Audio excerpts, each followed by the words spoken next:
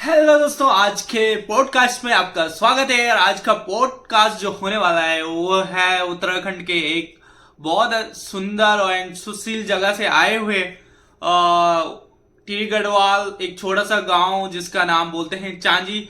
और मेरे साथ हैं शेफ सुखबीर, और आज हम उनके जर्नी के बारे में आपको बताएंगे। तो आप पॉडकास्ट को ध्यान से सुनिए, और युवाओं के लिए इंस्पिरेशन है वो।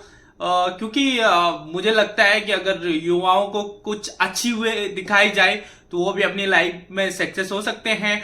और एक बात तो ये नहीं है कि हम एक गरीब परिवार से हुए हैं, बात ये नहीं है हम एक छोटे से गांव से हुए हैं। बात ये है कि भगवान ने हमें गरीब बनाया है, बट हमारी जवाबदारी है, बट हमें अमीर बनना है। सो हमेशा think positive and grow positive, and I hope you guys doing well. And जहां भी हो आप बहुत अच्छे हो और बहुत अच्छे से अपनी लाइफ को आगे लेके जा रहे हो। तो सबसे पहले हम क्वेश्चन करेंगे शेफ सुखबीर से। अगर आपने एक छोटे से गांव से शुरुआत की थी, आपने कैसे शुरुआत की और कहां से शुरुआत की और क्या डिफिकल्ट फेज थे आपके लाइफ में? तो चलो वीडियो की शुरुआत करते हैं। शेफ सुखबीर नमस्कार, आज हमारे पॉडकास्ट में आपका बहुत बहुत स्वागत है।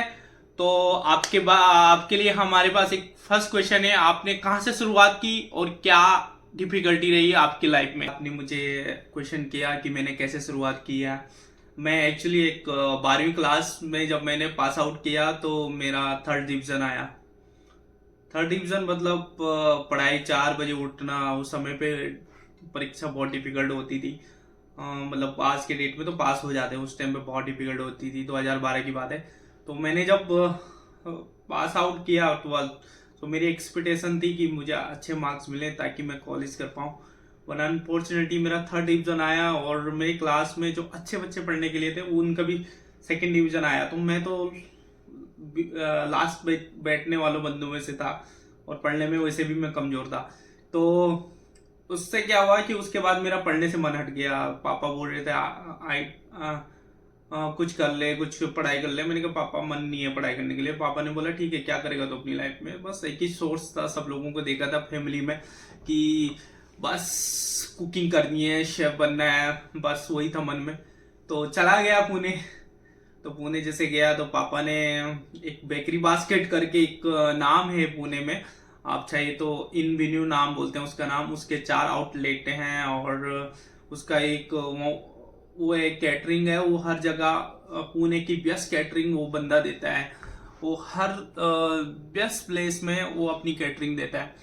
तो पहले पहले तो था कि यार अब यहाँ से शुरुआत की है।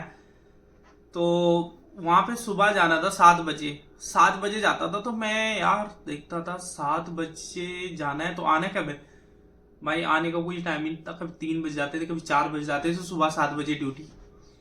अरे हाँ, मैं पहले गांव से आया हुआ बंदा, कभी ऐसी जॉब की नहीं भाई साहब। मेरा 15 दिन में मेरे पैर इतने सूज गए, क्योंकि खड़े खड़े रहने की तो आदत ही नहीं थी। स्कूल में बस बैठे रहना था, दिन भर गप्पे लगाने थे दोस्तों से, बात खत्म। उसके बाद जैसे कि आपने मुझे बोला कि मैंने शुरुआत वहीं से की है। सो जब मुझे 4-5 महीने हो गए, जब मैं सीखने के लिए, भाई बहुत सारी गालियां भी खाई शेफ लोगों की। एक शेफ ने तो मुझे ढब्बू से मारा था, जब मैंने कुछ तो बर्न लसदानिया था, लसदानिया को मैंने बर्न कर दिया था। वो अवन के अंदर डाला था और वो पूरा काला हो गया था भाई। वो डब्बू लेके मेरे को मारने के आया, क्योंकि वो बिजी था बंदा। और तो ऐसी मेरी लाइफ शुरू हुई है, और लाइफ बहुत डिफिकल्ट थी जी। सो वहां से शुरुआत की है मैंने। और उसके बाद एक 4 स्टार होटल था, और डेक्कन रंदियोस करके, वहां पे शबानंदन और शेफ ब्रिजेश एग्जीक्यूटिव शेफ थे, और उन्होंने मुझे हायर किया। बट मेरी एक चीज अच्छी रही, मैंने 4 साल तक उसी जगह काम किया। और शेफ ब्रिजेश का एक चीज था कि सुख, अगर तू आज यहाँ काम करेगा, जो ऐसे ही छोड़ के जा रहे हैं उनको 4 साल पीछे देखेगा ना तो वो तेरे से भी पीछे रहेंगे। तो अच्छा था वहां पे। फिर मैंने क्वांटी का काम सीखा, तो पापा ने बोला कि भाई तुझे अभी क्वांटी का कोई वैल्यू नहीं है, तुझे इंडियन काम सीखना है। भाई अब क्वांटी का बंदा मैं 4 साल में सीडीपी बन गया उधर। उसके बाद मुझे इंडियन किचन में काम सीखना है। तो ऑफकोर्स मैं हेल्पर से ही काम शुरू करूंगा। जैसे गया वहां पे हेल्पर बन गया, स्टाफ का खाना वाना बनाने लग गया, कटिंग कुटिंग ऑनियन और वेज ग्रेवी ये वगैरह वगैरह बनाना सीखने लग गया। तो भाई वहां पे तो बहुत वाट लगती थी इंडियन किचन में, तो इंडियन किचन में किया। बट हाँ, वहां पे मैं 2 महीने में सेटल हो गया था। 2 महीने में मैंने ऑर्डर मारना शुरू कर दिया था। और 4 साल मैंने वहां पे काम किया। किसी बंदे को गाइड करें कि वो अगर वो अच्छी कंट्री या क्रूज शिप में भी जाता है उसको अच्छी सैलरी कैसे पाए और वो आज। और अब मेरा दूसरा क्वेश्चन ये है, मेरा व्यूअर जानना चाहते हैं कि आप क्रूज शिप में 4 से 5 साल काम किया आपने, तो आप क्रूज शिप में कैसे अप्लाई किए और क्या स्ट्रगल रहा आपका क्रूज शिप में जाने से पहले? क्योंकि बहुत डिफिकल्ट होता है एक्चुअली गांव के बंदे को। और मैंने देखा है कि इंग्लिश की तो बड़ी प्रॉब्लम होती है और बहुत लोग डरते हैं कि यार हमें ऐसा पूछ लिया, क्या पूछेगा इंटरव्यू में, क्या करेगा। बहुत सारे डिफिकल्टी होती हैं गांव के लड़के को स्पेशली। मैं आपको बताना चाहूंगी कि एक बंदे ने बोला था कि बहुत डिफिकल्टी होती है भाई। आप तो बहुत सारे दो लोगों को एक रास्ता नहीं मिल पाता है। तो मैं चाहता हूं कि आप मेरी पॉडकास्ट में किसी बंदे को एक गाइड करें कि वो अगर वो अच्छी कंट्री या क्रूज शिप में भी जाता है उसको अच्छी सैलरी कैसे पाए। और वो आज के डेट में फ्रॉड बहुत सारे हो रहे हमारे गढ़वाली भाई बंदों के साथ या किसी भी जो होटेलियर्स है उस बंदे के साथ। तो इस चीज से कैसे बचे, आप कुछ बताना चाहोगे हमारे व्यूअर को? स्पेशली इस चीज में मेरे सपोर्ट मेरे चाचा जी ने बहुत किया है, जिनका नाम है विक्रम आलमदास करके उनका नाम है। आप अगर उनको देखोगे तो वो मतलब एक प्रोफेशनल शेफ है, एजुकेटेड शेफ उनकी पोजीशन है। वो उनका बहुत अच्छा 5 स्टार होटल का एक्सपीरियंस है। उन्होंने मुझे बहुत मोटिवेट किया है। तो उन्होंने मुझे हेल्प भी बहुत किया है, मतलब फाइनेंशियली, क्योंकि कोई सपोर्ट करने वाला नहीं था। पापा भी मेरे इतना अच्छा जॉब नहीं करते थे। तो मैंने सबसे पहले मुंबई से मैंने मेरे फ्रेंड ने बताया, उन्होंने ऑनलाइन देखा क्या क्रूज शिप। मैंने अपने शेफ को पूछा, शेफ आनंद रंगारी करके नाम है उनका, मैंने क्रूज शिप में सैलरी कैसी है?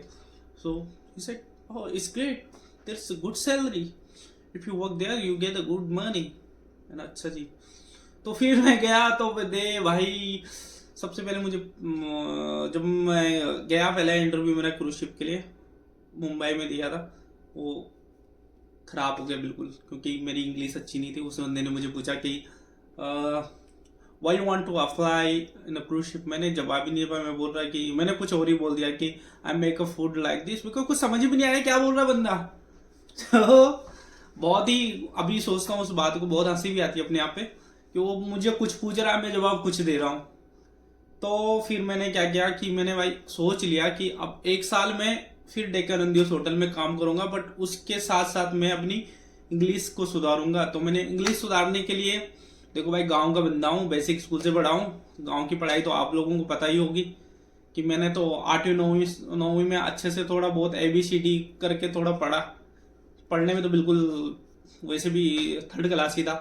तो मैंने क्या किया कि मैंने सुबह 8 बजे से 9 बजे तक कंप्यूटर क्लास लगाई है। 4 बजे से जो 7 बजे का ब्रेक मिलता है इंडिया में, वो मेरे लिए बहुत बेनिफिशियल रहा। उसमें मैंने इंग्लिश स्पोकन कोर्स की।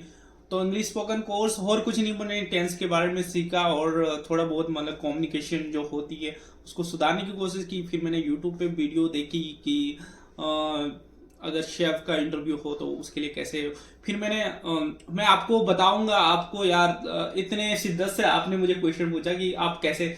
तो मैंने मुंबई हिरन इंटरनेशनल नोट कर दो दोस्तों, हिरन इंटरनेशनल करके वो क्रूज शिप में बेचती है स्पेशली बंदों को। और क्रूज शिप में अगर जाओगे तो आप 80 से 1 लाख रुपए की सैलरी आराम से कर सकते हो।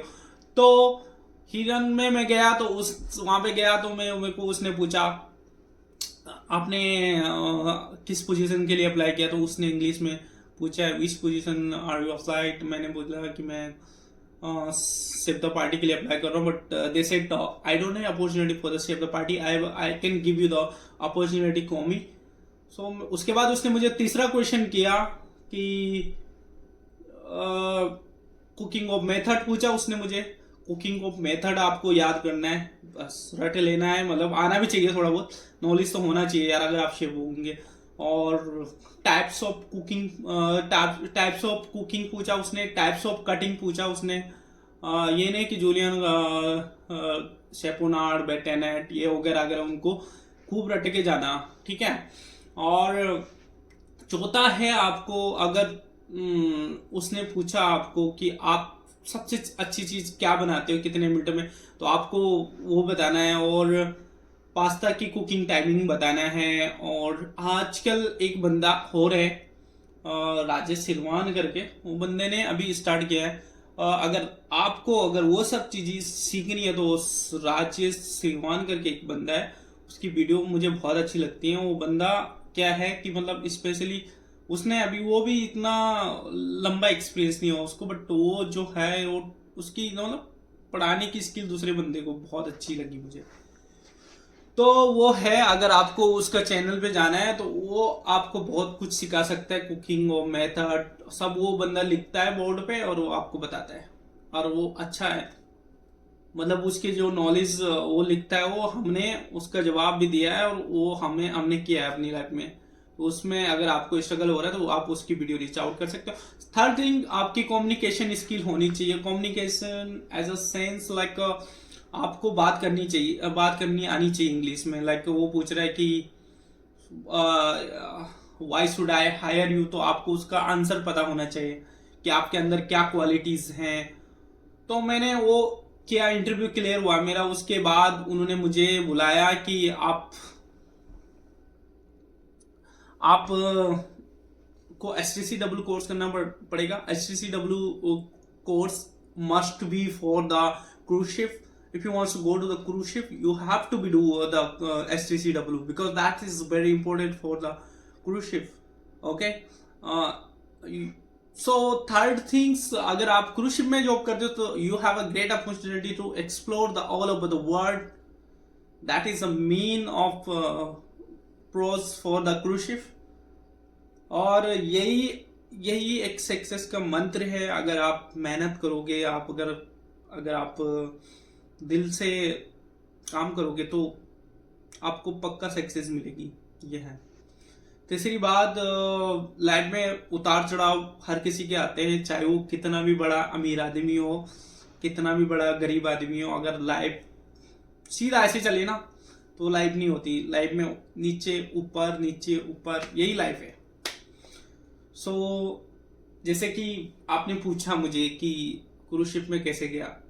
क्रूज शिप में ऐसा मतलब बहुत डिफिकल्टी हुई कि मतलब फाइनेंस के लिए बहुत डिफिकल्ट होती है। अगर गरीब बंदा जाना चाहता है तो उसको पहले कम से कम 1 या 1.5 लाख रुपया उसको जमा करनी चाहिए अपने पास, ताकि वो थोड़ा बहुत अगर कर्जा में निकाले कोई दिक्कत नहीं। क्योंकि यार आप अपनी फ्यूचर के लिए लगा रहे हो, ऐसा नहीं कि आप शादी के लिए कर्जा निकाल रहे हो। वो मैं नहीं बोल सकता, शादी के लिए कर्जा निकालना मतलब वो बेवकूफ़ी होती है। बट हाँ, अगर आप अपने करियर के लिए कर्जा निकाल रहे हो तो that's good for your future, क्योंकि आप अपना फ्यूचर बना रहे हो। सो ये थी मेरी जर्नी। तो आप मैंने सुना आप अभी यूएस में हो, आपने क्रूज शिप छोड़ दिया है। और यूएस में कैसे गए आप और क्या क्या था आपकी जर्नी का सीन, आप थोड़ा हमारे व्यूअर को बताएंगे? क्योंकि लोग बहुत ही क्वेश्चन करते हैं कि पॉडकास्ट तो हमने बना दिया, आपने उनसे ये क्वेश्चन नहीं पूछा। और ये मेरा लास्ट क्वेश्चन होगा आपके लिए।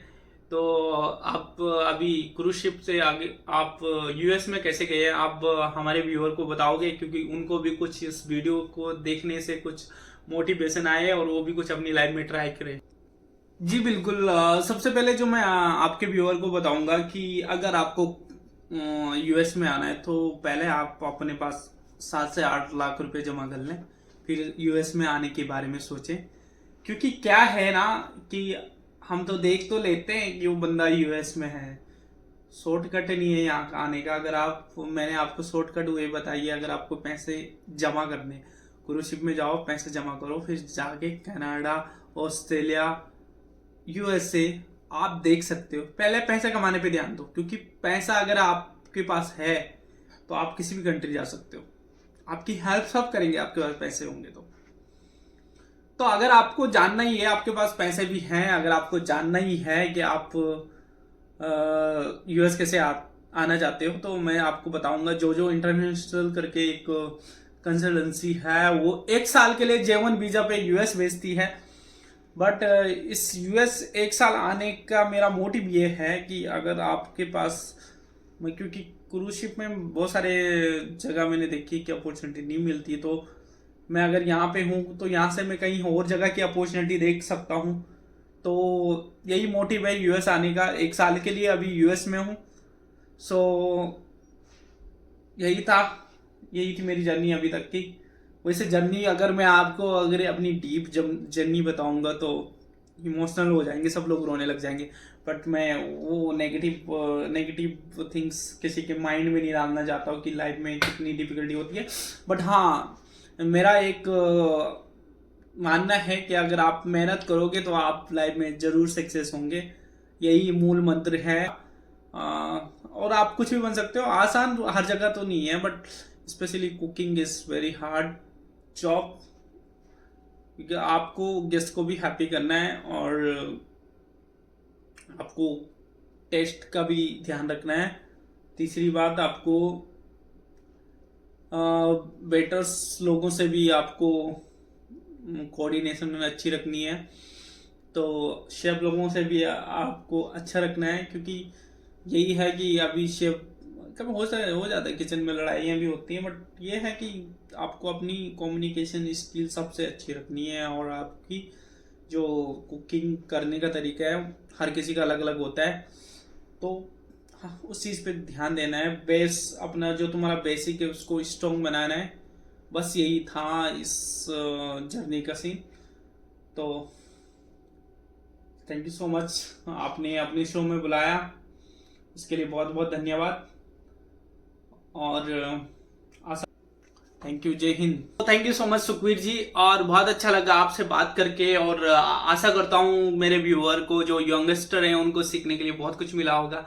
तो अगर शेफ सुखवीर की पॉडकास्ट अच्छी लगी हो तो प्लीज़ मेरे को फॉलो करें। और आप चाहते हो अगर पॉडकास्ट में अगर कुछ और मतलब किसी और गेस्ट को लाना है तो आप मुझे मैसेज कर सकते हो। मैं I will be try to be bring honest, I try to be bring that guest, but try करूंगा। और आपको जल्दी मिलते हैं नेक्स्ट पॉडकास्ट में, और वो पॉडकास्ट किसके साथ होगा बताएंगे आपको नेक्स्ट पॉडकास्ट में। तब तक मुझे फॉलो करें। अगर आप यूट्यूब पे देख रहे हैं तो सब्सक्राइब